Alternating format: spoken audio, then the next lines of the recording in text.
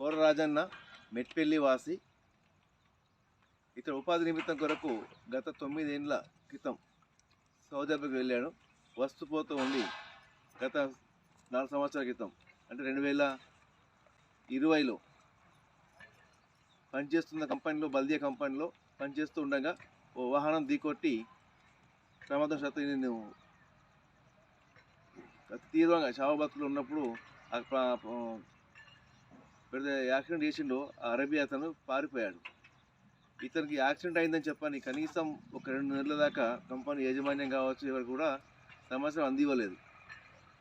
తన భర్త ఫోన్ చేస్తున్నాడని చెప్పని ఎన్నోసార్లు అక్కడ వెతుకుతూ నా దగ్గరకు వచ్చినప్పుడు నేను పూర్తి స్థాయి ఎంక్వైరీ చేయించి రాజన్నకు యాక్సిడెంట్ జరిగింది, కోమాలో ఉన్నాడు అని ఇండియన్ ఎంబసీ మెయిల్ వచ్చింది. వెంటనే కేసు నమోదు చేసి ఢీకొట్టిన వాహనం మీద కేసు నమోదు చేసి వారికి రావాల్సిన ఇన్సూరెన్స్ డబ్బులతో పాటు ఆయనకు మంచి ట్రీట్మెంట్ ఇప్పించి ఇండియాకు పంపించాలని చెప్పడం జరిగింది. ఆగా మేఘాల మీద కంపెనీ యాజమాన్యం ఎంబసీకి సమాచారం ఇవ్వకుండానే దొంగతనంగా, దొంగచాటుగా ఇతనికి విమానం ఎక్కించి పంపడం జరిగింది 2020లో. అప్పటి నుంచి కేసు వేసి అతనికి రావాల్సిన ఇన్సూరెన్స్ పాలసీ కావచ్చు, అతనికి రావాల్సిన అమౌంట్ కావచ్చు అని కేసు వేయడం గత 3 సంవత్సరాలుగా కంటిన్యూగా రాస్తూనే ఉన్నాము. దానికి ఈ విధంగా 2001లో ఇండియన్ ఎంబసీ కంపెనీ యాజమాన్యానికి సమాధానం ఇవ్వమంటే దానికి జవాబు ఇవ్వలేదు.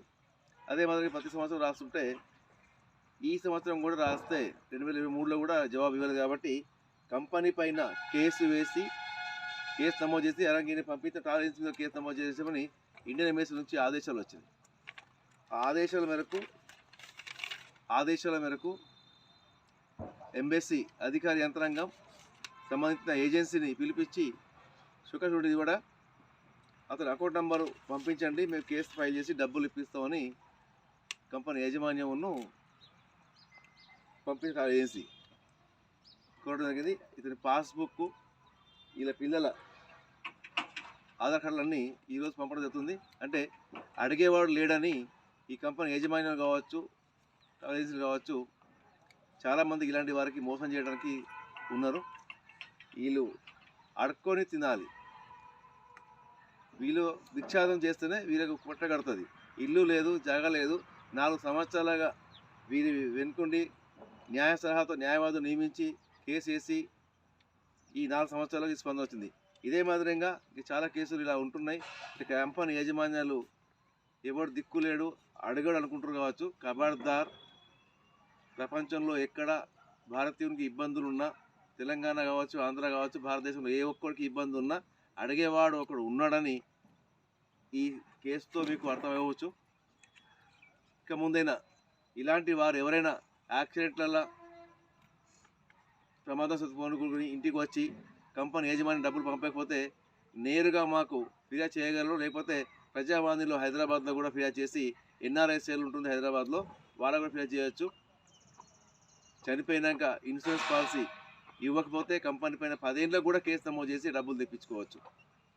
న్యాయ సలహాతో అన్ని చేయవచ్చు. కాబట్టి ఈ యొక్క రాజన్నను చూసి అందరూ నేర్చుకోండి. ఎవరైనా న్యాయవాదులు కేసు చేసి మేము డబ్బులు తెప్పిస్తామంటే వాళ్ళు డబ్బులు తెప్పిస్తున్నారా ఎంక్వైరీ చేయడానికి కూడా మేము ఎంక్వైరీ కూడా చేపిస్తున్నాం. ఈ మధ్య చాలామంది డబ్బులు తెప్పిస్తామని చెప్పి కేసు వదిలేస్తున్నారు.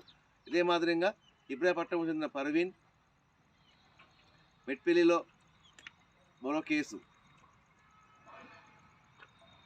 ఇలాంటి కేసులు ఇంకా చాలామంది 10 మంది కేసులు ఈరోజు నమోదున్నాయి. త్వరలో ఎన్ఆర్ఐ సెల్ చిట్టిబాబు ద్వారా మేము అందరికీ ఈరోజు సమాచారం జరిగింది. చిట్టిబాబు కూడా దీని మీద స్పందించి అందరికీ అధికార యంత్రాంగానికి అపమం చేసిండు. వారు కూడా స్పందించి ఈ కేసులో ఉన్న ఏవి పెండింగ్ కేసులు ఏవి ఉన్నా కానీ మా దృష్టి తీసుకొచ్చి వారు కూడా మాకు సూచించింది నిన్న. కాబట్టి ఇటువంటి ఎన్ని పెండింగ్ కేసులు అన్ని పెండింగ్ కేసులు రీఓపెన్ చేయించి మళ్ళీ కేసు ఫైల్ చేయించి సంబంధిత బాధ్యతతో న్యాయం చేస్తామని చెప్పి కోరుతున్నాం.